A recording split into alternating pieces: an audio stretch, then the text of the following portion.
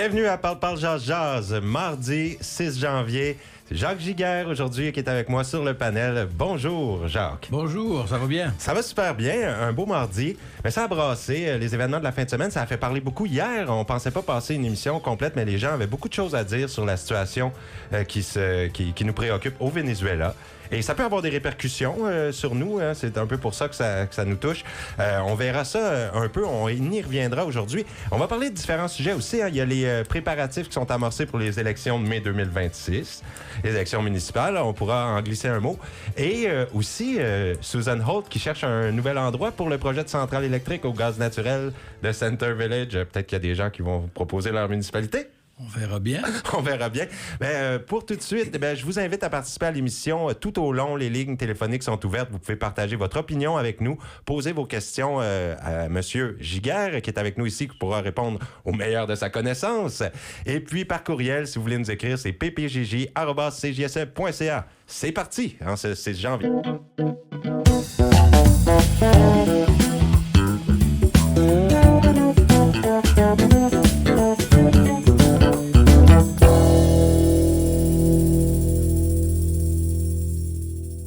C'est Parle Jazz Jazz du mardi. Merci d'être à l'antenne de CJSE. On va discuter avec Jacques Giguère aujourd'hui, entre autres, et vous aussi. Vous êtes invité à participer à l'émission. Et puis, tu voulais revenir, Jacques, un petit peu sur les propos d'hier. On a parlé de la situation au Venezuela. C'est sûr que, là, dans ce que je lisais, moi, j'ai appris que le premier bombardement aurait tué 9 personnes sur 11. Hein? Puis, des personnes à bord du bateau qui avait été attaqué. Et puis, 2 survivants s'étaient accrochés à un morceau de l'épave pendant longtemps, des minutes qui ont dû sembler interminables. Puis ça aurait l'air que le secrétaire de la Défense, Pete Hegseth, qui aurait ordonné de les tuer. Et puis que là, une deuxième attaque aurait ciblé les survivants. Et c'est pour ça qu'il y en a plusieurs qui accuseraient de crimes de guerre ce général d'avoir tué les survivants. Ça, c'est complètement interdit là, dans une guerre d'aller s'attaquer aux personnes blessées. Oui, c'est vrai. Mais dans tout conflit, la première victime, c'est la vérité. C'est toujours comme ça que ça se passe. On en sait, il y a toujours le doute qui s'installe et les autorités vont dire qu'est-ce qu'il fait leur affaire. Donc, puis je suis pas en train de parler de complotisme et tout ça. Je dis juste que dans des cas comme ça, c'est pas facile de bien comprendre tous les tenants et aboutissants. Là. Chaque côté de la revers de la médaille et tout ça, c'est assez difficile de saisir tout ça. Vas-tu nous aider un peu à faire il y a quelque chose qui, évidemment, je pense qu'il faut prendre un recul dans tout ça. Moi, ce que j'ai senti beaucoup hier dans les propos des gens, c'est de la peur. Les gens nous témoignaient que, il y a quelque chose qui se passe, il y a un changement dans l'ordre mondial qui est en train de se faire devant nous. 2026, on a tendance toujours à souhaiter une bonne année, que tout aille bien, et tout à coup, bang, on n'est pas sorti du réveillon du jour de l'an, que déjà, bang, la dure réalité des conflits mondiaux s'impose à nos yeux. Mais on n'a pas eu le temps de dégriser encore que, bang, ça finit plus, cette espèce de tension où on est constamment menacé, où on menace constamment quelqu'un d'autre. Et on voit ça devant nos yeux aujourd'hui avec les médias sociaux, avec la façon dont l'information est transmise rapidement. Aujourd'hui, c'est sans arrêt. C'est devenu sans arrêt. Et ça crée un stress chez les gens qui est un peu comme le bully. Vous vous souvenez quand on était plus jeune à l'école, je disais ça tout à l'heure, il y avait un bully dans la cour d'école qui disait « Bon, toi, je te prends ton sandwich ». Hein, puis il le prenait devant tout le monde, puis vu que c'était le plus gros, on n'osait pas trop, personne ne disait rien. Ah, c'est une belle analogie. Et là, il est en train de dire, là, non seulement j'ai pris ton sandwich, mais je vais prendre le tien à toi aussi. Puis toi aussi, je vais prendre le tien. Puis toi aussi, je vais prendre le tien. Puis il n'y a personne qui va me dire quoi faire.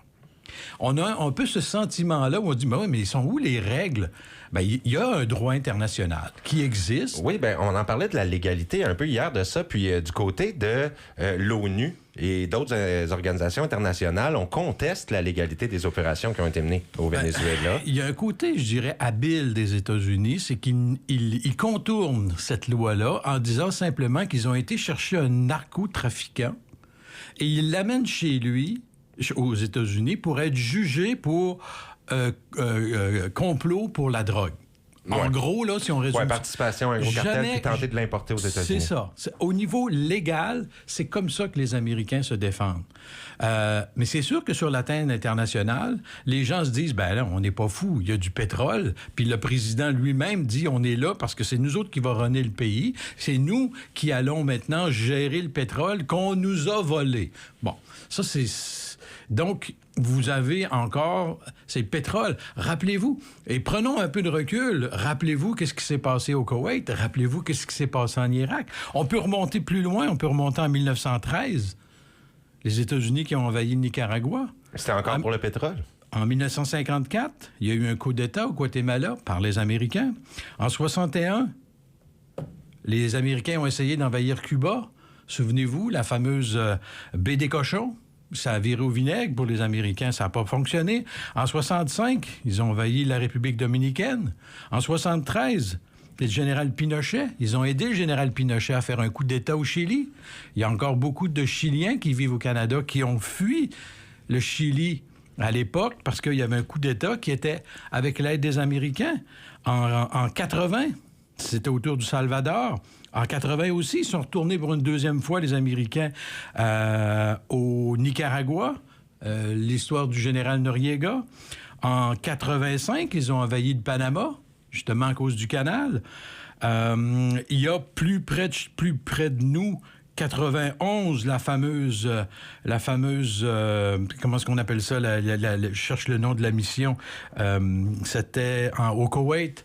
Ça s'appelait Tempête du désert. C'était comme ça que ça s'appelait. La tempête du désert, c'était pour aller libérer le Koweït de l'invasion de l'Irak.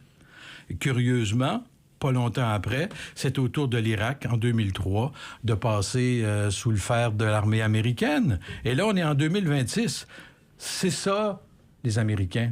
C'est ça, l'histoire américaine. Il faut la replacer dans un contexte. C'est pas une guerre qui arrive maintenant.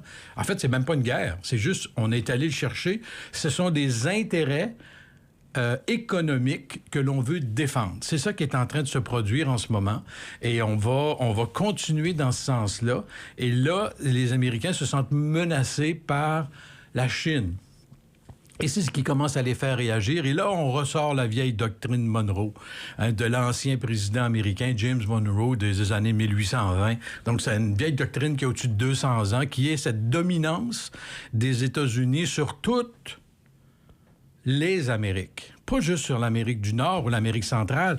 On veut contrôler carrément toute l'Amérique. Même l'Amérique du Sud, c'est ça que tu rajoutes. L'Amérique du Sud, l'Amérique centrale, l'Amérique du Nord au complet. C'est pour ça qu'on inclut le Groenland là-dedans, pour se défendre des intérêts chinois qui sont en train de prendre le contrôle de l'économie mondiale. Et pourquoi prendre le Canada? Ça les intéresse, évidemment par nos richesses naturelles, mais aussi parce que avec le changement climatique, il y a tout le passage du Nord-Ouest maintenant qui est en train de fondre. De fondre, carrément. Puis et ce qui va se produire, c'est que là, c'est plus court aussi pour les bateaux de Chine pour aller venir dans l'Atlantique. Et c'est moins de troubles. C'est plus court en termes de temps et c'est plus court en termes de frais. Et donc, ils voudraient l'utiliser eux aussi, et donc les Américains veulent pouvoir contrôler ce côté-là. Donc, c'est vraiment une guerre stratégique qui est en train de se passer à l'échelle mondiale, et malheureusement, ce qui est en train de se produire, c'est la diminution, en tout cas, j'espère me tromper, mais c'est la démocratie qui risque d'en souffrir, parce que là, ce sont des intérêts, c'est la loi du plus fort. On est rendu dans un endroit où c'est la loi du plus fort, même si les tribunaux internationaux disent ce qu'ils veulent. Si les gros joueurs décident de ne pas respecter, qu'est-ce qu'on va faire? Qu'est-ce que vous pouvez faire? Qu'est-ce qu'on peut faire? Oui, t'as une phrase, hein, que tu voulais dire, la phrase concernant la démocratie. Oui, j'écoutais ça en fin de semaine, puis je l'ai noté, c'est « La démocratie ne meurt que si on ne la laisse mourir ». Oui. En d'autres termes, on a un rôle à jouer. Si la démocratie nous intéresse et qu'on veut qu'elle demeure, bien, c'est à nous de se lever et de dire « Ceci est inacceptable ». Il faut le dénoncer. Faut pas juste dire « Mais qu'est-ce qu'on peut faire? » On peut ne pas acheter des produits américains. on peut décider d'arrêter de leur vendre des produits puis d'essayer de se trouver des acheteurs ailleurs.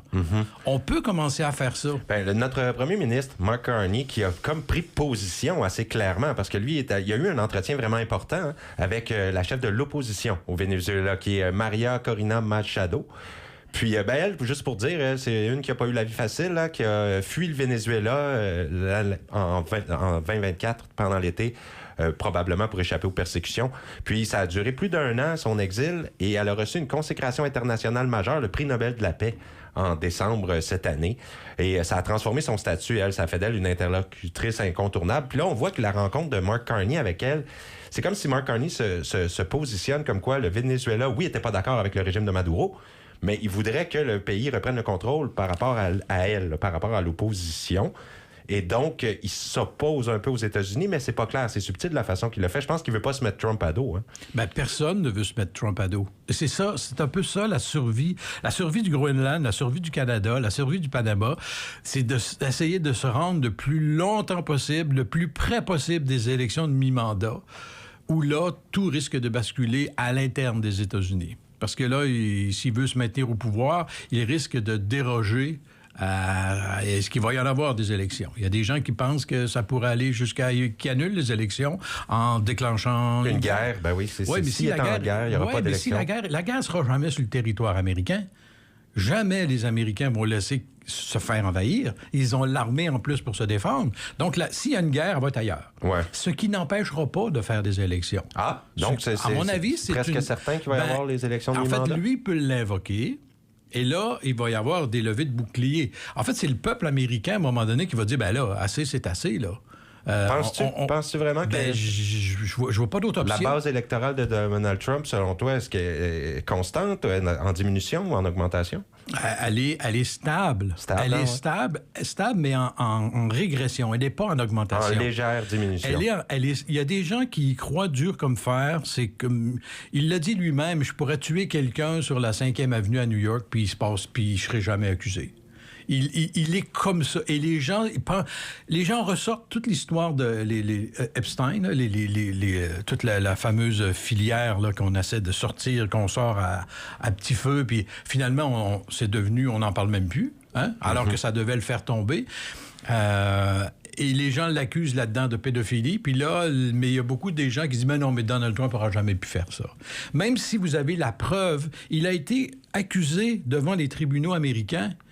Et les gens qui lui sont fidèles ne croient pas, ne veulent pas le croire. Alors, quand vous ne voulez pas croire une évidence, à un moment donné, c'est dur de changer l'opinion des gens.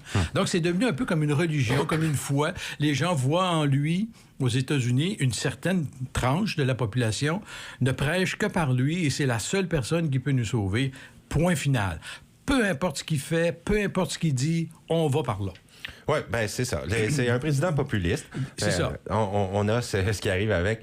Ben, pour le dossier du Venezuela, c'est bien sûr, s'il y en a parmi vous qui auront des choses à rajouter, une opinion ou des questions à nous partager, ben vous pourrez le faire. 506-532-0133. Et puis, un autre dossier que je veux qu'on aborde tout de suite, parce que c'est important, et on en a parlé, toi et moi, Jacques, quand même souvent, la fameuse centrale électrique au gaz naturel à Center Village. Dans la municipalité de Tentramar. Là, Mme Holt, première ministre du Nouveau-Brunswick, dit qu'elle cherche un autre endroit. Alors, qu'est-ce qui va se passer avec ça? Elle aimerait que la centrale soit à quelque part qui est acceptable pour la communauté. Est-ce que c'est possible, ça? Ben, je pense qu'elle vient d'ouvrir une boîte de Pandore. Il n'y a personne qui voudra ça dans sa cour arrière. Ben, peut-être pas vous, peut-être pas moi. Ben, nommez-moi quelqu'un. En fait, c'est un peu ça la question que moi, j'aimerais poser aux gens. La première ministre, elle ouvre la porte à changer l'endroit pour construire une centrale au gaz de 400 MW, celle qui devait aller à Center Village, tout près de Sackville. Qui va peut-être s'y retrouver, quand même. En fait, je sais pas. Alors, il y a des critères. Il faut que ça soit proche des lignes de haute tension, puis il faut que ça soit proche de l'alimentation de gaz, la grosse ligne de gaz qui partait de l'île de Sable Pardon, et qui va jusqu'aux États-Unis. Oui, les deux endroits qui retenaient, là, c'était Center Village puis une autre place là, qui étaient les endroits... Ben, il y avait Scoudouc à un moment donné. Oui, c'est puis, ça, c'est Scoudouc, en fait, cette place. ligne-là, si vous la suivez, là, à un moment donné, elle longe l'autoroute canadienne, la transcanadienne. Vous pouvez voir ça sur le long. Quand vous passez entre Moncton et Shediac, à un moment donné, vous allez voir dans le bout du Scoudouc, vous allez voir, il y a comme des petites pancartes rouges et blanches. Là. Et c'est pour indiquer où la ligne de gaz passe. Parce que je me souviens, quand ils l'ont installée, il y a plusieurs années, cette ligne-là passait, puis il y avait tout un débat au Nouveau-Brunswick. Est-ce qu'on allait la monter dans le nord du Nouveau-Brunswick pour pouvoir alimenter en gaz de la population du Nouveau-Brunswick? Puis finalement, la décision a été prise que non, de la contourner vers Saint-Jean pour aller vers les États-Unis pour pouvoir alimenter la Nouvelle-Angleterre. Et puis, donc, la ligne passe là. Donc, la question qu'on peut se poser, s'il faut que ça soit proche, pourquoi on ne la mettrait pas à Dieppe, la centrale au gaz? Pourquoi on ne la mettrait pas à Moncton? Pourquoi on ne la mettrait pas à Scoudouc? Est-ce que les gens vont être intéressés? Pas plus, hein? Mais là, je parle juste de façon stratégique, là. Je veux juste te dire, elle a reçu un message qu'elle dit, Mme Holt, sur Facebook, qui suggérait un site à 20 km à peu près de Center Village. Ben, ça serait où, ça? Ça serait Scoudouc. Ce serait un meilleur emplacement. En fait, ça, c'est triste de dire ça sans dire où ce que c'est. Parce que là, vous faites un cercle d'une vingtaine de kilomètres, vous allez jusqu'à Memramcook. Vous allez... Parce que 20 km de Center Village, là, à vol d'oiseau, là, vous êtes rendu presque à Memramcook. Oui. Alors, 20 km, c'est pas... Moncton, c'est à peu près à 45 km. Donc... entre les deux, à peu près, peut-être. C'est pas beaucoup, là. C'est très peu. Donc, c'est où, là-dedans? Voulez-vous créer du stress dans la population, vous, en disant ça? Ben, c'est la pire chose que vous pouvez faire. Est-ce que tu étais à la réunion qu'il y a eu au mois de décembre à Memramcook? Il y a eu une réunion publique là, sur le projet de centrale. Oui, j'ai été voir, ça s'appelle le groupe Action Memramcook. OK. Et puis, il y avait 3 personnes qui sont venues présenter. Une personne, d'abord Megan Mitton, qui est la députée de Tantramar, qui est venue expliquer qu'est-ce qu'était la centrale. OK. Il y a eu le docteur René Turcotte, qui est venu expliquer les complications sur la santé de toute l'industrialisation là, qu'on vit. Là. Et une centrale comme ça va ajouter des éléments en suspension dans l'air, de toute évidence. Et puis, j'oublie le nom de la troisième personne, une personne qui vit tout près de la centrale, qui va... En tout cas, si jamais la centrale était construite à Tantramar, elle vivait à peu près à 2 km de là. Et cette personne-là, bien évidemment, vous comprendrez que sa vie est en train de s'écrouler parce que, elle va avoir des jumbo jet turbines qui vont tourner à côté de son terrain. Donc, il y aura une pollution sonore, il y aura une pollution visuelle, parce que c'est lumineuse, parce qu'il y aura des lumières. Il y aura... et puis, la valeur de sa propriété vient de chuter. Il n'y a personne qui veut aller rester là. Alors, elle devait se poser ces questions-là, puis elle est venue nous expliquer, au fond, comment est-ce qu'elle n'a jamais été consultée, évidemment. Puis là, elle a véritablement dans sa cour arrière. Il y a beaucoup d'opposition. C'est que ça nous fait réfléchir à, si on la met pas là, on la met où? Qui veut ça? Mais pour nous rejoindre, c'est 506-532-0133 et on a un appel. Parle, jase. On vous écoute.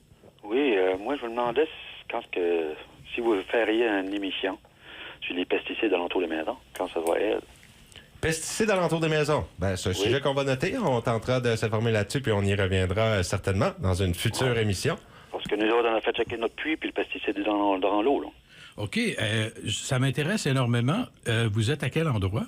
Au Nouveau-Brunswick, à Tracadie. Vous êtes à Tracadie. Vous nous écoutez à Tracadie? Oui. OK. Et qu'est-ce qui se passe là-bas au niveau du... moi, j'ai dit que les centrales, puis ça, c'est pas grave, comparer les pesticides, puis que le taux de cancer qui augmente, puis c'est dans la nourriture, puis c'est dans tout. Mais moi, je suis à côté des champs de bleuets ici, puis je me bats pour ça. Puis là, j'ai fait checker mon puits avec un puits de Fredericton, un laboratoire. Oui. J'ai payé 235$. Ils m'ont fait une bouteille, j'ai envoyé ça bien à eux autres. Qu'est-ce qu'ils ont trouvé dans votre puits? Ils ont trouvé des volpeurs, ils ont trouvé toutes les... Moi, j'ai eu le permis, là, avec l'environnement de autres qui shootent le bleuet, c'est à côté, là. Puis, il a tout trouvé sur quoi c'est que j'avais donné. C'est tout de mon nom, de mon puits. Ah oui? Là, donc, il y en avait... public. Je suis en train de me battre avec ça, pour essayer de gagner ça, parce que il y a beaucoup de monde qui ne sait pas ça, mais il faudrait qu'ils fassent rien de checker les eaux. sûr qu'il va y avoir de la poison dans les eaux parce que c'est partout, il y a des champs bleuets alentour des maisons par ici. Ouais. Fait que les Puis pesticides les se retrouvent pesticides, on est partout. tanné, puis on va arrêter ça alentour des maisons, puis je sais pas quelle force que ça prend, mais on n'est pas écouté pantoute. Combien de... Vous dites qu'il y a beaucoup de sortes. Combien de sortes? De millilitres, ben, on a 6. Moi, j'ai eu le parmi, puis il y a 6 sortes de fongicides, puis de 6. insecticides de noix, puis tout ça, là. Oui. En fait, ce qu'il faut comprendre des pesticides, là, c'est une grande famille. Vous avez les fongicides, les herbicides. En fait, tout ce qui finit en cide, C-I-D-E, là, ça veut dire to kill en anglais, pour tuer. Donc, les fongicides, ça tue les champignons. Les herbicides, ça tue l'herbe. Vous comprenez? Là, c'est ça la dynamique. Puis ça, c'est une grande famille qui s'appelle les pesticides. Donc, c'est pas étonnant qu'on utilise énormément parce qu'en agriculture, entre autres, mais pas seulement en agriculture, Énergie Nouveau-Brunswick utilisait le fameux glyphosate sur les forêts. Pourquoi? Pourquoi tu dis utilisait? Ils l'utilisent plus? En fait, ils l'utilisent. Ils prennent d'autres choses. Ils prennent Ça vient d'autres la même choses. C'est ça. C'est que on va juste finir avec le glyphosate. Et le nouveau qu'ils utilisent, c'est pour les mêmes raisons. Il y a un autre nom, donc le nom m'échappe. L'avantage de ce produit, c'est que quand vous l'étendez sur les forêts publiques où vous avez fait une coupe à blanc, puis là, vous voulez que repousser seulement du 2x4, de l'épinette noire, puis en tout cas, qu'est-ce que ça fait? C'est que ça tue tout le bois à feuillus, toutes les feuillus. Uniquement. On a besoin de ça pour les feux, les feuillus. Et vous avez raison. C'est qu'on est en train de modifier l'équilibre des forêts, l'écologie de la forêt, au profit de l'économie, de la rentabilité économique de la forêt. On ne voit plus la forêt qu'à travers des lunettes économiques. Et ce qu'on fait, c'est qu'on veut du 2x4. Si on avait plus de forêts de feuillus, est-ce que les incendies auraient été moins ravageants? Ah oui. Aussi, oui, cet été. Oui, il y a des études qui démontrent que là où le forêt... un incendie de c'est bon pour les chasseresses aussi, là. C'est vrai. Vous me devancez dans votre pensée. Je vois que ça fait longtemps que vous réfléchissez à ça. Vous. Oui. Moi, j'ai pas d'Internet, là. Mais je me bats pour ça. J'ai pas de char, j'ai pas de cellulaire. Je suis hors de la nature. Puis, ils sont en train de la détruire, puis ils détruisent le monde avec ça pour les petits. Mais quand ils parlent de ça, on n'est pas écouté, puis ils disent « Ah non, il n'y a pas de danger, Ben, moi, c'est rendu dans l'eau, il y a du danger assez, là. Mais là, qu'est-ce que vous faites? Est-ce que vous avez des problèmes de santé? Hein? Avez-vous des problèmes de santé? Ben, je m'en vais au docteur, là, cette semaine, là.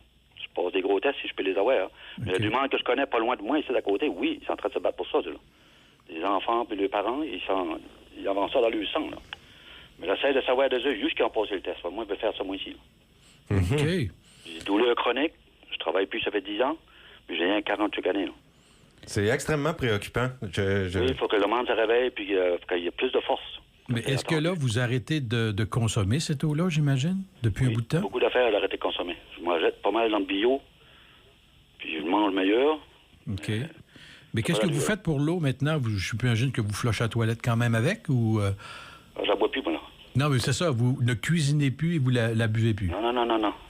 Ben, quand tu trouves des pesticides... Pour mon puits ou qu'il me paye pour un système pour nettoyer mon eau parce que ça n'a pas d'allure. C'est les autres qui ont fait le mess. Puis quand quelqu'un fait un mess, ben, il est supposé être puni. Ouais, et on peut les toucher, ces gros machines-là. Ben, le problème que vous avez, je crois, c'est de prouver que d'où ça vient. Et la cause à effet, là. Ça vient de là. Ben, oui, mais comment vous allez prouver que ça vient de... J'ai tout eu ça. J'ai tous les tests. Parce qu'elle a une grève de poste, là. Ma blonde a un cellulaire, puis elle a eu ça sur son email. On a tout ça en main. Puis là, on se bat avec la santé publique ici, là. Ben, j'imagine, avec les résultats de vos tests précis puis les substances qui ont été trouvées, on pourra revenir à la source. Il n'y a même pas de guideline pour se balancer, pour dire comment de millilitres c'est dangereux dans l'eau. Ils sont basés sur une guideline de l'Australie. Puis il dit, c'est pas beaucoup. Il dit, tu la boirais-tu, tout mon eau? Mais c'est ça. On n'est pas écoutés, puis ils nous prennent au sérieux, puis ils nous rient dans la face. OK. Écoutez, moi, je prends en note votre sujet, les pesticides dans les puits, mais c'est aussi l'utilisation des pesticides. Mais là, vous semblez blâmer plus l'industrie, mais vous nous avez dit au départ sur les pesticides utilisés autour des maisons. Oui. Il semblerait. Faut-tu te dire qu'est-ce que c'est, quoi? Ah non, c'est pas autour des maisons. C'est qu'autour des maisons, il y a des bleuets qui disaient. Donc, ça a été l'épandage sur les bleuets qui a causé ça. Oui, c'est plein de champs de bleuets autour de ma maison. S'il n'y avait pas de maison dans l'autre bout de ma maison, j'en ai un à côté, j'en ai un derrière. Là. Ah, OK, c'est ça. Je serais entouré des champs de bleuets. OK, moi, je pensais que vous parliez de l'utilisation des pesticides en ville. C'est que les gens utilisent sur leur gazon, par exemple, ou port de pissenlit. Non. Mais je pense que c'est ça. Avec vos résultats des substances qui ont été trouvées, je pense que le lien pourra être fait avec l'épandage, ce qui fait peut-être pour les bleuets. Alors, ça se pourrait que vous ayez votre preuve en main pour lancer des accusations ou avoir... Là où c'est difficile, c'est de faire le lien entre les problèmes de santé précis d'une personne et l'épandage selon les règles établies par le gouvernement. La relation de cause à effet est très difficile à prouver. Ça ne veut pas dire qu'elle n'existe pas. Mais c'est dur à prouver devant les tribunaux hors de tout doute raisonnable. C'est souvent ça, la grande problématique. Et là, monsieur, il dit, moi, je constate que dans mon puits, j'ai une problématique de pesticides. Oui, c'est sérieux, là. Je fais quoi? La première réflexe, puis bravo, c'est d'arrêter de la boire puis arrêter de la consommer de toutes ses formes. Vous pouvez l'utiliser à autre chose, mais en même temps, la contamination continue de se faire, là. Donc, vous essayez de soulever cette problématique-là. Moi, j'en prends bonne note. Je vais fouiller là-dessus, puis continuer de nous écouter, puis on reviendra là-dessus à un moment donné. Oui, puis ça donnerait peut-être plus d'informations au monde aussi. Le monde est pas mal tout sur l'Internet. Là. Moi, je suis pas là-dessus. Mais tant que le monde se réveille, parce que ça fait dur en maudit, là, le taux de cancer augmente, ça n'a pas d'allure. Oui, bien, il y a peut-être des gens, là, en vous écoutant, qui vont procéder à... C'est sûr que ça coûte un peu de sous, hein? Vous avez payé 200 quelques dollars pour vos tests, mais je pense qu'il y a des gens qui vont dire, OK, on va tester notre eau aussi dans notre puits pour voir. Et peut-être que ça va créer un regroupement. Peut-être de plus en plus de gens, plus on est, plus il y a de la force. C'est ça. En fait, moi, la première chose que je vous dirais aussi, en avez-vous parlé à votre député? J'imagine que vous avez un député dans votre région? Il n'y a pas une nouvelle de Keith Chasson.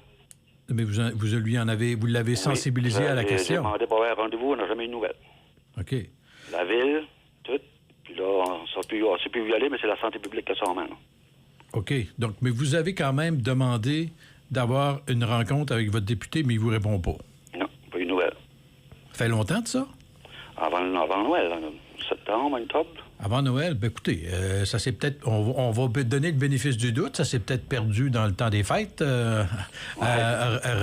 Relancez-le, parce qu'il faut que ces gens-là, qui sont en position de pouvoir modifier les réglementations, soient au courant de ça. Donc, plus que vous allez... Puis gardez des preuves de ça que vous l'avez contacté. Tu sais, j'ai envoyé un courriel à telle date, puis j'ai renvoyé un courriel, j'ai envoyé tel document, envoyé ça en courrier enregistré s'il faut, pour être certain que il ne puisse pas plaider je ne le savais pas. Personne ne me l'a dit. Je n'étais pas au courant. Non, il faut qu'il soit au courant. Puis je dis ça pour tous les députés. C'est le job. C'est le travail de servir les gens. Donc, et vous faites partie de sa population, donc il devrait vous servir autant que... Puis ça n'a aucun rapport que vous soyez un vert, que vous soyez un bleu, que vous soyez un rouge, là, ou jaune, ou orange, ou la couleur que vous voulez, ou même si vous ne votez pas. Vous êtes un citoyen. C'est ça. Quand tu n'as pas de guideline pour te baser dessus, puis tu te bases sur la guideline de l'Australie, là, ça veut dire que c'est pas la même place, l'Australie et le Canada. Là. Ben, écoutez, le gouvernement était justement en chambre. Là, il y avait une étude là, qui faisait pour la loi sur l'assainissement de l'eau, puis il y a celle de l'air aussi. Je pense qu'il sent bien, ils voulaient la mettre à jour. Je sais pas où s'en est rendu, ça. Je serais curieux de savoir. Ben, quand il y a du bon monde là, qui travaille, là, ben, il les envoyait les changeants de démission, puis là, il y a un autre qui remplace. Il y a le ministre, là, Guilbeault, là. Lui, là, avant qu'il rentre Bec, là, dernièrement, sur quoi ce qu'il était, là, il voulait l'arrêter, les pesticides, lui. Ouais. Lui, c'était un bon ministre. Puis t'as vu quoi ce qui arrivait avec Connie, il a démissionné. Pourquoi? Parce qu'il y a une autre affaire de même. Les bancs sont plus là. On avait un bon docteur, il s'est dit, on avait un docteur, mais non, qui s'occupait de nous autres. Il n'est plus là, lui non plus. Ça fait que, tu sais pas qui écouter, là. C'est difficile. Vous avez raison. Tu watches quoi que tu manges, faut que tu watches pour pas être malade. Parce que si t'es malade, là, ben, tu vas être encore plus malade si tu vas oiseux. Ouais. Il y a bourré de médicaments et de tout ce que c'est qu'il faut. Écoutez, je vous souhaite bonne chance. Merci d'avoir téléphoné pour nous donner ces informations-là. Oui, j'en prends bonne note. Mais c'est les pesticides, il y a des lignes ouvertes pour ça. Ben écoute, pesticides, j'ai noté ça, j'ai mis un petit astérix, puis on travaille là-dessus, puis on vous reviendra là-dessus. C'est ça. Puis c'est rien de même que le monde va savoir. Tout à fait. C'est partage d'informations. Ben, c'est apprécié. Je vais vous souhaiter... vous avez des bonnes émissions. Ben, merci beaucoup. Merci beaucoup. Passez une très belle journée. Vous autres aussi. Bye-bye. Merci.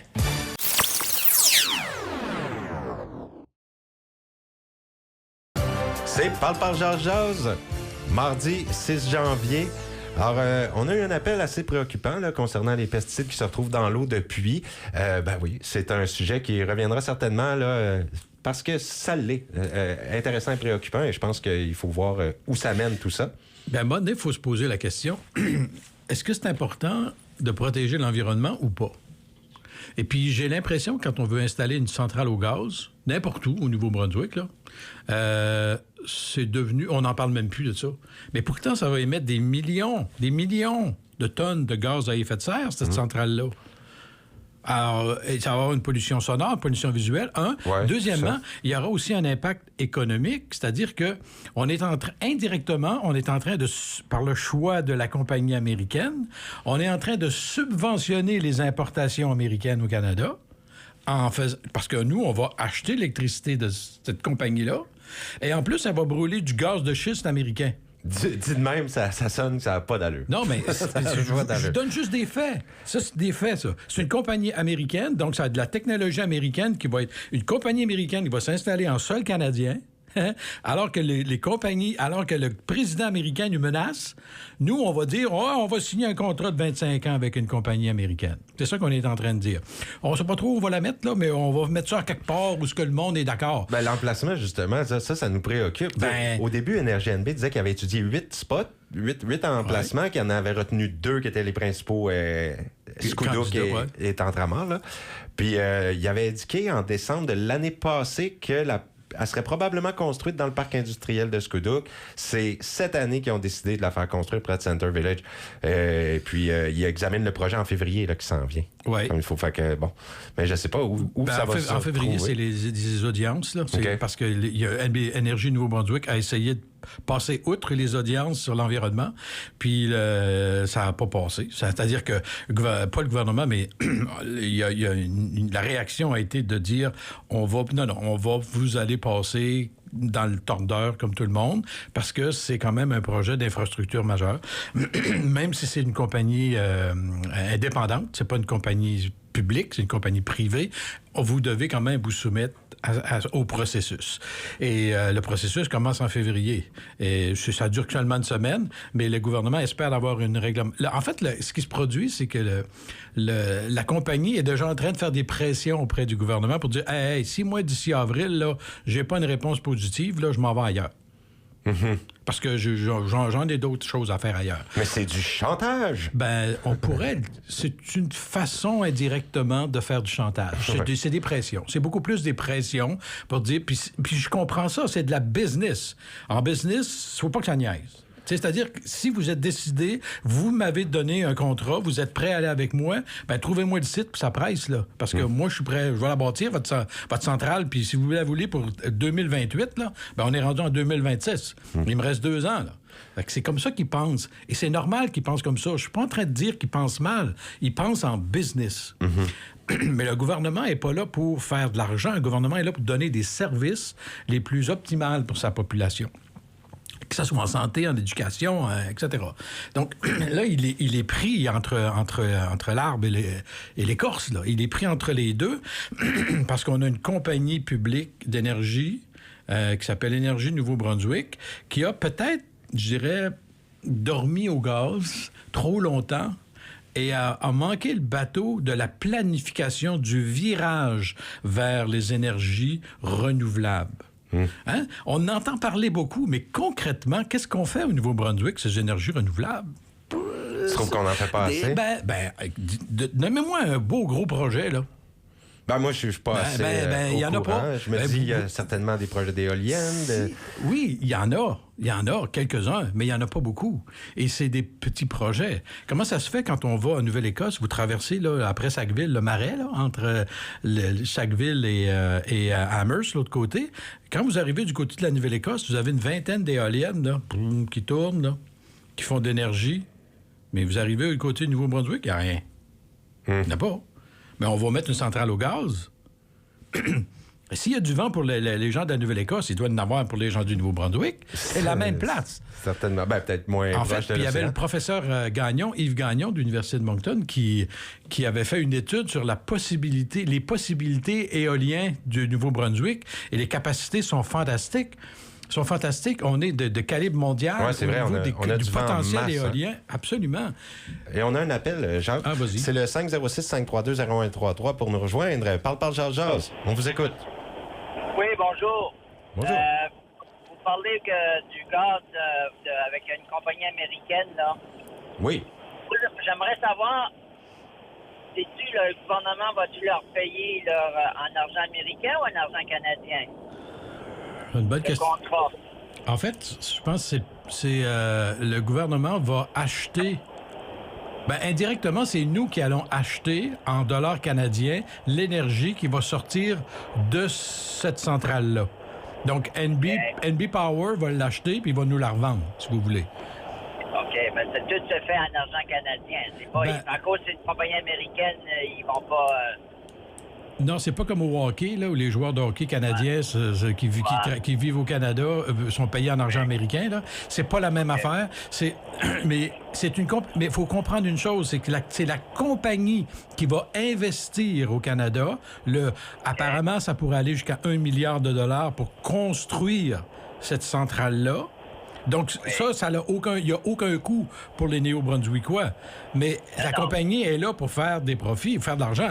Donc, lui, il va dire, moi, je vais produire de l'énergie, et cette énergie-là, je vais la vendre X dollars, X cents du kilowattheure pour pouvoir rentabiliser mon investissement chez vous. D'où l'importance pour cette compagnie-là d'avoir un contrat à long terme de 25 ans pour pouvoir planifier. Vous comprenez? C'est le prix. Rentrer dans son argent. Pour rentrer dans son argent, ben oui. Mais les profits vont aller où, vous pensez? Est-ce qu'ils vont rester au Nouveau-Brunswick? Non, ça c'est sûr.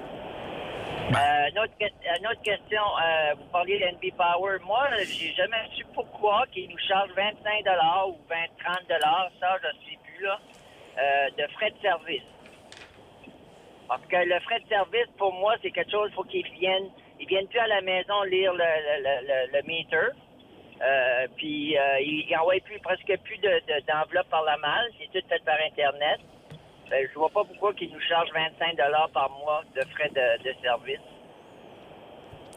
Faudrait poser la question aux gens d'Énergie Nouveau-Brunswick. Non, je sais, mais je me disais peut-être que vous aviez une idée ou pourquoi, parce que moi, je trouve que 25 ou 30 par mois de service, ils nous donnent pas un service, là. Ils viennent plus à la maison, on ne reçoit plus nos choses par la malle, ça ne coûte pas de rien, là. Oui, mais ils s'assurent que vous ayez l'électricité, ils s'assurent qu'ils lisent vous avez un meter, là, vous avez un compteur. Oui, mais le compteur, ils viennent plus de le lire. Non. C'est tout fait directement à l'office ou je sais pas où, là. Oui, c'est ça. C'est tout ça. C'est des services informatiques. C'est une autre façon. C'est vrai qu'ils ne se déplacent pas, mais il y a des frais de service. Écoutez, vous ouvrez un compte à la banque, vous avez des frais d'ouverture, des frais de service. C'est une façon de s'assurer un revenu minimum pour chacun des comptes. Vous avez raison. Est-ce que c'est justifié? Est-ce que le gouvernement pourrait demander de les réduire? Est-ce qu'il pourrait les enlever? Le gouvernement dit qu'il veut aider le peuple. Qu'il enlève ça, là, 25-30 par mois à la fin de l'année, ça fait un petit montant, puis ça aide des familles. Oui, mais en même temps, ça veut dire que la dette de NB Power augmente. Le 25 multiplié... oui, mais c'est ça. C'est ça. Oui, on paye l'électricité, là. On paye pas... On paye l'électricité à part du service, là. Oui. Puis l'électricité à hauteur, là. Oui, puis... le 25 ça n'a pas rapport avec l'électricité, c'est juste du service. Elle va hausser encore l'électricité. Il y a une demande d'augmentation. Je sais qu'on va encore payer plus cher, ça, je le sais. Oui. Le 25 de service, c'est un service, c'est pas l'électricité, parce qu'on la paye, l'électricité. Mais je vous recommanderais de tout simplement lâcher un coup de téléphone à Énergie Nouveau-Brunswick puis demandez-leur qu'est-ce que ça inclut. Oui. Je pense que la question est légitime, mais vous le chargez. Si vous facturez pour, il doit y avoir un service qui vient avec. Il charge tout le monde 25 c'est ça. Moi, je pense que c'était pour payer le papier, comme vous avez dit. Là. Il y en a encore beaucoup. J'imagine qu'ils le reçoivent par papier. Est-ce qu'on est obligé de l'avoir électronique maintenant ou on peut l'avoir par papier aussi? C'est comme moi, j'avais en papier avant, mais depuis, à cause de la grève de la Poste, on ne le recevait pas. Fait qu'il fallait savoir comment d'électricité j'utilisais. Fait que là, j'ai été sur Internet pour m'inscrire. OK, ouais. C'est ça qui arrive, là, tu sais. C'est y a beaucoup de monde qui s'est arrivé de même. Là. Probablement, il y avait beaucoup de monde en papier, mais à cause de la grève de poste, il fallait pour savoir combien d'électricité qu'on a utilisé. On a été s'inscrire sur l'Internet. C'est une bonne chose, ça sauve du papier aussi. Ils vont peut-être vous dire que les frais maintenant... Je suis pas content. Le papier, je sais, là, je comprends tout ça, là, mais je veux dire, c'est juste... En tout cas, je voulais juste poser la question. Oui. Ils vont peut-être vous dire maintenant les frais, c'est pour gérer le site web. Puis l'Internet. Oui, c'est ça. OK, merci. Merci bonne journée, bonne route. Là. Merci, bonjour. Bonjour. Oui. Et puis... si on revient juste pour la centrale de gaz, là, au départ, là, quand on a choisi plus Center Village, parce qu'à Scoudouc, il y avait plus de terre humide. Hein? Donc, on disait, ça va prendre 18 mois parce qu'ils disaient qu'il fallait que ça se fasse vite. Il y avait même de la pression du côté des compagnies. Puis là, ça aurait pris un 18 mois pour l'autorisation en vertu de la loi sur les pêches pour faire à Scoudouc. Puis c'est un peu pour ça, je pense, qu'on a penché vers Center Village. Il y avait aussi les Pic-Bois, là. Je me rappelle bien, Énergie Nouveau-Brunswick avait invoqué le fait qu'il avait trouvé... les grands pics. Des grands pics, c'est ça. Et puis là, à cause de la réglementation. Mais curieusement, si vous allez dans la région de Sackville, là, de Center Village, où on veut construire, il y a un chef autochtone qui disait il y en avait ici. Comment ça que les arbres sont plus là? Parce qu'ils ont coupé. Parce qu'ils ont décidé qu'il y avait besoin de faire un chemin. Puis, donc, alors, on a l'impression qu'on invoque les raisons qu'on veut pour aller choisir le site qu'on veut. Ouais, c'est le feeling que j'ai, moi. Le 12 décembre, Mme Holt avait l'air de se résigner à dire on va le faire à Center Village parce qu'il n'y a pas d'endroit idéal. Puis, on a... En fait, pendant qu'on est en train de se battre sur l'endroit où mettre la centrale, on passe à côté du vrai problème qui est celui de la surconsommation d'énergie. C'est ça le vrai problème. C'est vrai. On est en train de faire une croissance exponentielle dans la région de Dieppe, dans la région de Moncton, évidemment, dans la région de Shediac. Les maisons, ça monte, les blocs appartements, là, les grands édifices à appartements, j'en ai compté une dizaine à Dieppe en passant. Juste, et ils sont vides, là, ils sont en train de les construire, plus tous ceux qu'on a construits. Ça consomme d'énergie, toutes ces affaires-là. Plus, multiplié par les commerces qui vont suivre et tout ça. Ça fait qu'on a besoin d'électricité. Donc, on a besoin d'énergie. On a besoin d'énergie. Mais c'est pas un besoin essentiel. On consomme un peu trop que ce qu'on devrait. C'est que pourquoi qu'on continue de construire des affaires, des bâtiments qui consomment autant d'énergie? Pourquoi qu'on n'impose pas, puis la technologie existe, des bâtiments qui sont autosuffisants en énergie? Comme ta maison. Ça, c'est une autre affaire. Ça, c'est une autre affaire. Mais on va aller au téléphone, Jacques. Il y a quelqu'un qui est patient depuis au moins une minute. On prend votre appel, 506-532-0133. Parle Jazz, c'est à vous. Bonjour, ça va bien? Oui. Bonjour. Je vous écoute parler d'énergie un matin. Là. Juste une petite réflexion là, sur la compagnie américaine, de manière que Trump nous mène, ça devrait être scrappé. Il y a d'autres manières à trouver une compagnie qui peut nous faire ça. Ça, c'est une chose. Mais ce qui vient à l'énergie renouvelable, parce que moi, je suis un gars qui supporte l'énergie renouvelable à 100%, éolienne ou solaire, mais on vit d'une petite province. Puis tout le monde, je veux pas ça dans ma cour. Quand le monde va arrêter de penser, je veux pas ça dans ma cour, on va tout le temps avoir des problèmes. Alors, regardez dans le nord de la province, là, pour faire un parc éolien, c'est étudié qu'il faut du vent pour 15 salé. Bon, ils ont trouvé le bon site là, dans le bout de Pointe-Verte. Là. Bon, tout le monde s'est gruché en l'entour pour dire on veut pas ça, c'est pas beau, le Père Noël va s'accrocher là-dedans, puis c'est ça. C'est juste pour vous dire pourquoi, tu sais, les éoliennes, moi j'aime ça, j'ai toujours aimé une éolienne, mais ça change rien.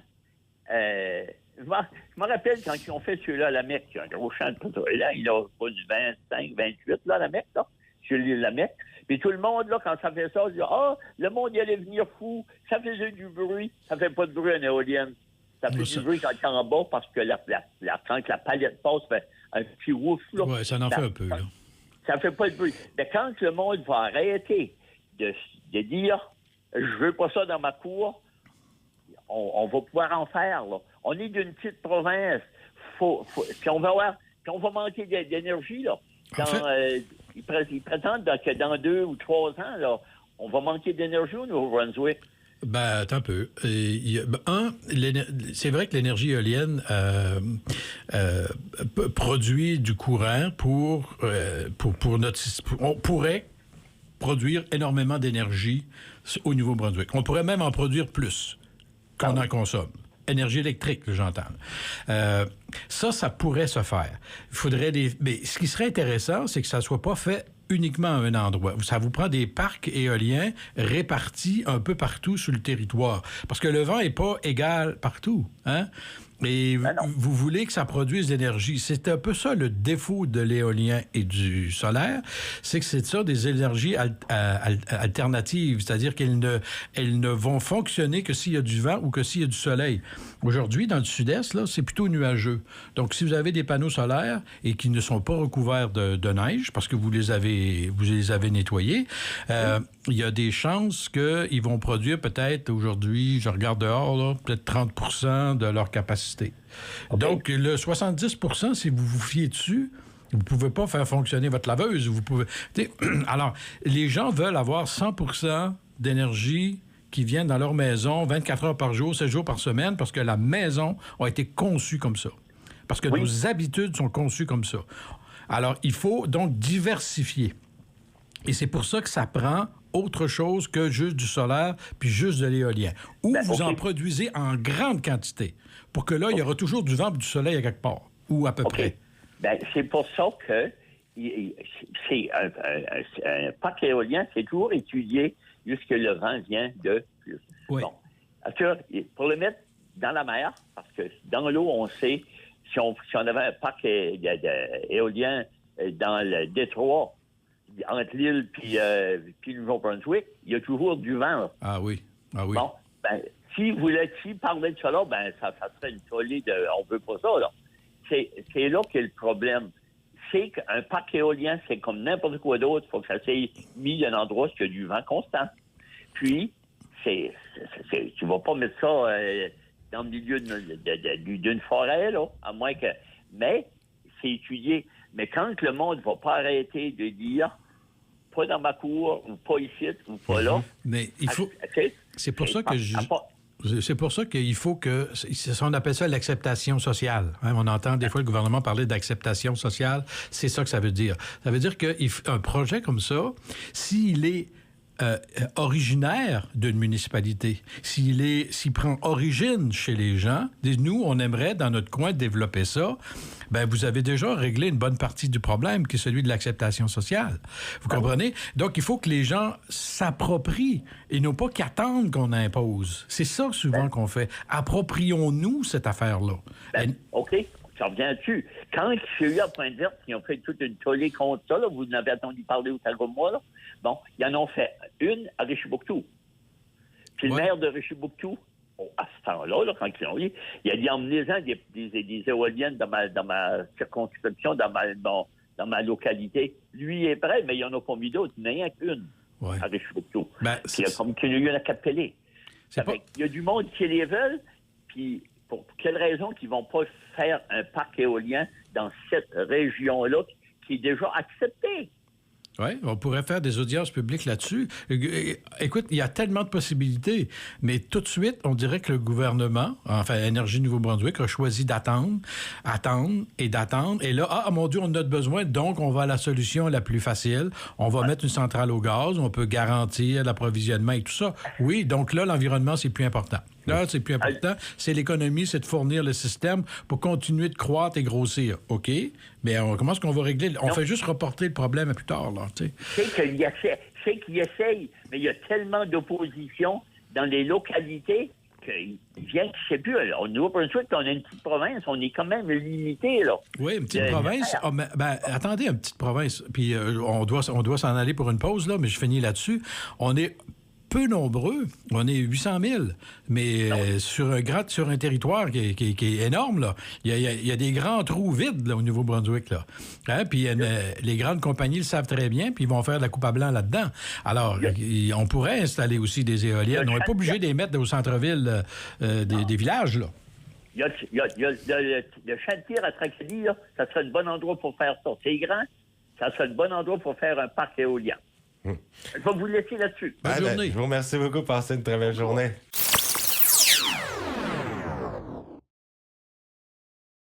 Merci d'écouter Parle, jase, mardi 6 janvier. Concernant la centrale au gaz dont on parle depuis quelques minutes, eh bien, le gouvernement dit qu'il va prendre d'importantes décisions bientôt, puis on s'attend à recevoir d'ici le 31 mars le rapport du groupe d'experts indépendants qui vont mener des examens d'énergie NB. On verra bien, mais Mme Holt, elle a dit pendant la dernière entrevue de fin d'année qu'elle a fait qu'elle veut agir rapidement pour les recommandations des experts, puis décider quelles recommandations elle va mettre et quelles ne mettra pas en œuvre. Donc, on aura une suite dans ce dossier, là, mais ça va aller au mois de mars pour des choses claires. Oui, mais il n'y a rien qui vous empêche d'offrir votre municipalité pour recevoir. Moi, je dis... Est-ce que tu dis ça sarcastiquement? Là, oui, je le dis sarcastiquement oui, parce que des fois, je me pose la question si ça ne faisait pas l'affaire des libéraux d'envoyer ça dans un comté où que c'est une députée verte. Hein, arrange-toi avec ça. Ah. Et là, tout à coup, on dit, là, peut-être qu'on va la mettre ailleurs. Ah, est-ce qu'on va la mettre dans un comté où c'est un député libéral? Mm-hmm. Comment est-ce qu'ils vont gérer ça, la pression populaire, alors qu'ils sont au pouvoir? Ou les conservateurs, ils aiment ça, le pétrole. On va mettre ça dans un comté conservateur. Ils aiment ça. Comprenez-vous? À un moment donné, il y a toutes ces petites choses-là qu'il faut... En fait, il faut penser au-delà de la politique. C'est ça que j'essaie de vous dire. J'essaie de rendre ça, de faire ça, des dérisions de tout ça. C'est que on n'a pas besoin de ça. On a des voisins qui ont de l'énergie électrique à en revendre. Il y a un projet tout de suite d'un milliardaire à Terre-Neuve de faire passer des câbles sous-marins pour amener l'énergie hydroélectrique au Québec et au Nouveau-Brunswick. Il est là, la solution. Ah oui? De prendre l'argent, de donner... Moi, j'aimerais bien mieux donner mon argent à deux provinces canadiennes, qui est Terre-Neuve et le Québec, d'avoir un sentiment d'appartenance, pour les Québécois aussi, parce qu'on achèterait leur électricité, etc. Et pour les gens de Terre-Neuve, dire enfin, nous, on a des débouchés pour notre énergie. On a besoin de quoi? 500 mégawatts au moins? Mais pourquoi pas 1000 si on veut de la croissance? On pourrait négocier un contrat de 1000 mégawatts avec ces compagnies-là supplémentaires. On aurait notre... Tu sais, puis ça viendrait d'ailleurs. On n'aurait pas à se battre pour une centrale au gaz. Ça serait beaucoup plus simple. Mm-hmm. Puis là, en plus, on ne dépendrait pas d'une compagnie américaine. On ne donnerait pas notre argent des amis. À un moment donné, il faut sortir. Quand on dit « je ne sais pas trop qu'est-ce qu'on peut faire », c'est des exemples concrets de choses qu'on peut faire pour se libérer, je dirais, de cette crainte-là de dépendance de nos voisins américains. Ça me semble très logique. On a encore un appel. On va aller, c'est le 506-532-0133, mais on a le temps. En tout cas, pour celui-ci, Parle, jase. On vous écoute. Oui, bonjour. Bonjour. Je suis vraiment d'accord avec le monsieur qui vient juste de parler, là, que franchement, qu'on n'a pas besoin d'un autre centrale nucléaire au gaz au Nouveau-Brunswick. C'est pas une nucléaire au gaz. Il n'y a personne qui peut se bâtir dans l'environnement, puis ça. Puis, pourquoi pas faire comme qu'ils font en Colombie-Britannique. Apparemment, il y a une plante qui brûle la garbage, puis ça produit de l'électricité. Ça veut dire « it kill two birds with one stone ». Même l'air qui sort de la plante est acceptable pour la santé, puis ça, c'est dans le Canada, ça. Pourquoi que pas bâtir quelque chose comme ça au Nouveau-Brunswick? Comment de millions d'argent qui a été dépensé à Pointe-le-Pro pour cette plante-là cette plante. Oui. Beaucoup. Ça a coûté des milliards. Puis, des milliards. Oui. Mais tout de suite, il fonctionne et il produit très peu ou sinon pas de CO2. Hein? Il en produit parce qu'on transporte l'uranium, parce qu'il y a du monde qui s'en vont là et tout ça. Mais là, il n'y a rien, il n'y a pas d'émission de CO2 d'une centrale nucléaire. Ouais, le nucléaire est moins polluant pour l'air, là, en tout cas, que le gaz là, dont on parle. Ben non, parce que c'est la fission de l'atome. C'est ça. Donc, on brise l'atome, puis en fait, on est écoute, c'est à l'infiniment petit. C'est les déchets, par contre, radioactifs. Ça, c'est un autre problème. Rappelez-vous, Einstein, E égale mc2, là, l'énergie, c'est la matière multipliée par la vitesse la vitesse de la lumière au carré. C'est ça que c'était. Donc, eux, qu'est-ce qu'ils font? C'est ça. C'est qu'ils vont jouer directement dans l'atome et ils modifient la structure. Et en ce moment-là, ça dégage énormément d'énergie. Cette énergie-là est utilisée pour faire chauffer de l'eau qui fait virer des turbines, qui fait de l'électricité. C'est ça, une centrale nucléaire, essentiellement. C'est compliqué, puis c'est simple en même temps. C'est compliqué parce que très peu de gens peuvent maîtriser cette technologie-là. Justement, oui. Mais comme en Colombie-Britannique, selon ça que j'ai vu, le pouvoir qui était produit par cette plainte-là pouvait... il donnait à plusieurs personnes dans l'environnement, qui veut dire qui réglait le problème de pollution, de garbage, puis qui produisait sans faire d'éoliennes, puis de quoi de même, ou bien de plantes nucléaires, sans polluer le terrain. Mais est-ce que vous parlez d'émissions de gaz qu'on utilise pour transformer en énergie? Est-ce que c'est ça, Jacques? Tu pourrais peut-être m'aider aussi. Est-ce que c'est ça qu'ils font en Colombie-Britannique? En fait, il y a...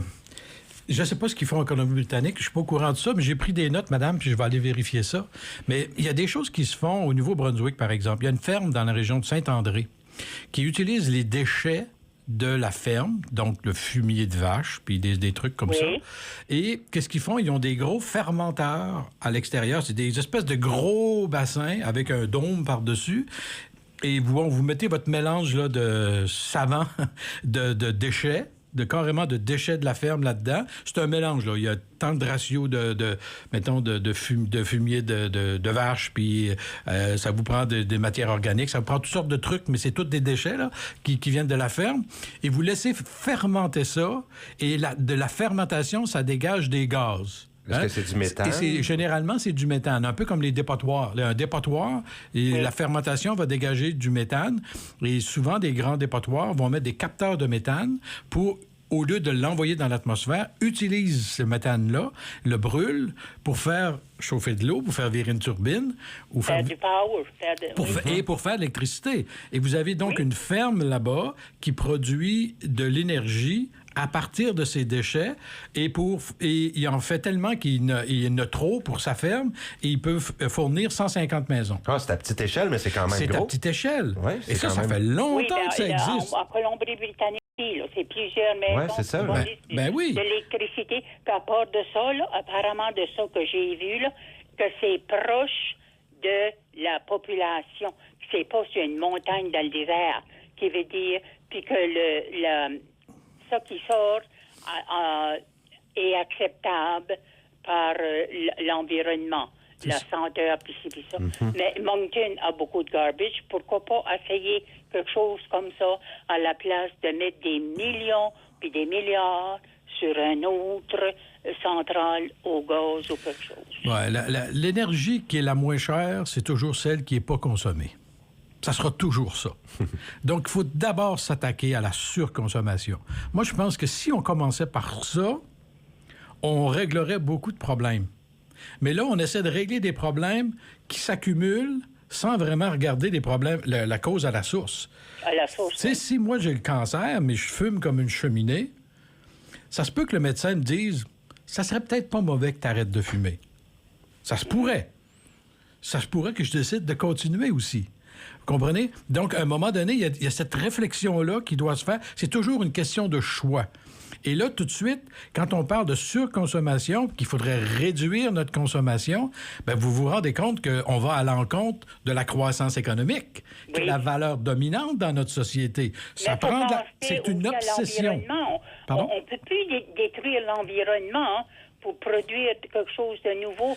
Si qu'on peut, à la place de la détruire, c'est juste trouver des moyens pour la détruire. Pourquoi la détruire, madame? Je vais vous donner la réponse.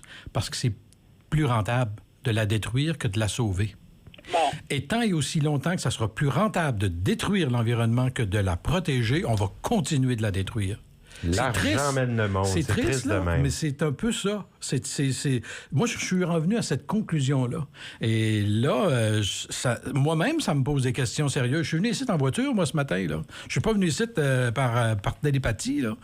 Donc, mais j'ai une voiture hybride branchable que j'ai achetée usagée. Donc, j'ai fait la moitié parce que c'est l'hiver. J'ai peut-être fait la moitié du parcours sur l'électricité qui vient de mes panneaux solaires. Tu l'as, la conscience environnementale. Donc, j'ai réfléchi à ça dans chacun de mes gestes. Mais écoutez, c'est demander l'impossible presque aux gens de... En fait, on est en train de mettre ça, pelleter la responsabilité sur nos auditeurs, sur les gens, sur les citoyens, alors que le gouvernement et les entreprises doivent prendre leur part de responsabilité. Il faut que les entreprises aussi là, disent « Attends un peu, moi je pollue trop, mais s'il n'y a pas de réglementation, pas mon problème. » En parlant de responsabilité de quelqu'un, ceux-là qui bâtissent des blocs appartements que tu vois partout sur, là, oui. Ils ont d'au moins 10 étages, 20, 30, 40 étages. Pourquoi est-ce que ces blocs appartements-là ne sont pas demandés de mettre des panneaux solaires dans leurs vitres à la place d'être dessus le grid? Oui, Ils pourraient avoir leur propre électricité puis pas être obligés de se fier au grid commun. Mais eux autres auraient des vitres au sud ou au nord où qu'il y a le soleil, puis ils n'auraient assez pour produire leur propre électricité. Okay. Vous touchez à 2 points. Le premier point, c'est le code du bâtiment. Ce que ces personnes-là, ces développeurs, ces contracteurs font, ils respectent un code du bâtiment qui a été instauré par le gouvernement canadien. Puis pourquoi? Parce que on ne construit pas n'importe quoi, n'importe comment. Et donc, ça sécurise les gens. Parce que, souvenez-vous, il y a justement un gros bloc appartement qui a été construit à Dieppe. L'ingénieur avait mal fait les plans, puis ils ont été obligés de refaire, puis la personne a perdu ses permis pour pouvoir pratiquer. Alors, on ne peut pas faire n'importe quoi, n'importe comment. Bon, ça, c'est la première chose. Est-ce qu'on peut améliorer le code du bâtiment pour s'assurer de réduire l'empreinte carbone des bâtiments qui prennent moins d'énergie à fonctionner? Ça, c'est vrai, on pourrait le faire. Mais là, vous vous rendez compte... Oui, mais là, vous vous rendez compte que vous augmentez le prix du bâtiment. Et donc, si c'est des loyers, vous augmentez le prix des loyers. Pourquoi augmenter le prix du bâtiment? Tandis qu'ils ne seraient pas obligés de payer de bill de power. Il n'est pas obligé. Oui, mais il n'est pas obligé de le payer maintenant. Il le fait payer au locataire. Vous comprenez? Lui, tout ce qu'il veut, c'est... Puis je le comprends, là. Au niveau business, là, vous voulez faire un bâtiment le moins cher possible, selon les normes, évidemment, là, en bonne et due forme, mais qui va vous rapporter le plus possible. C'est ça le principe économique, c'est que j'investis la plus petite somme pour avoir le plus gros retour sur l'investissement, maximiser mes profits.